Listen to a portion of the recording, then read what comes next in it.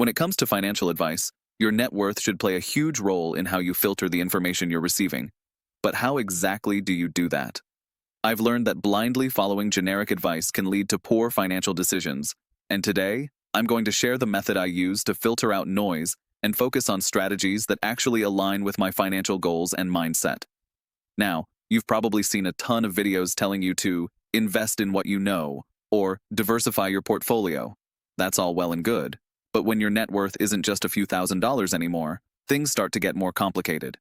The truth is, if you're in a position where you've built up substantial savings or assets, the advice you get needs to be tailored. And frankly, most advice you see online isn't designed for people with bigger financial goals. The first thing I look for when filtering financial advice is who's giving it. It sounds obvious, right? But when you dig deeper, you realize that the person giving you advice should be someone who's been where you want to go. They should have experience managing or growing the kind of net worth you're working with. I'm not just talking about someone who's rich.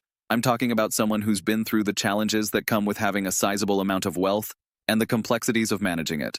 It's like going to a doctor who has experience treating the issues you're facing, not just someone with a medical degree. Next, I look at whether the advice is scalable. A lot of advice out there works well if you're just getting started, like setting up an emergency fund or investing in index funds. But what about once your portfolio is worth over $1 million? Suddenly, your strategy needs to change. I look for people who can speak to growing wealth, managing complex assets, and finding ways to protect what you've worked for.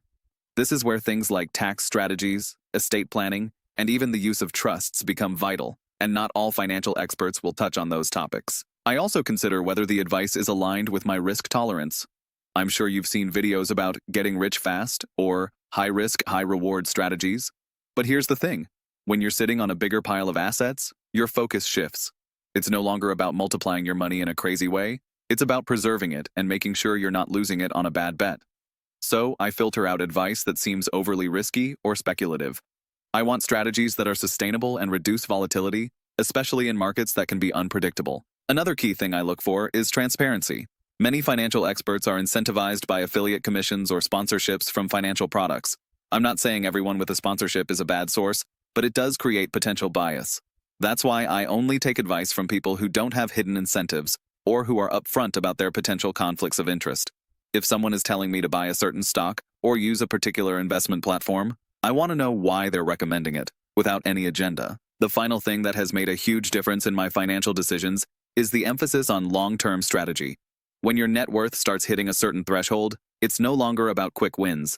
It's about creating a strategy that will carry you through the next few decades. So, when I listen to financial advice, I want to know if they're thinking long-term. Are they talking about securing my family's future? Are they helping me structure my investments to stand the test of time? That's the kind of advice I'm looking for. As we wrap up, if you found value in how I filter financial advice based on my net worth, you'll want to stay tuned for future content. I'm committed to delivering honest, actionable information without any hidden agendas or affiliate commissions. So, if you found this helpful, make sure to subscribe. By doing so, you'll support content that isn't swayed by sponsorships, but is focused on delivering real value to you.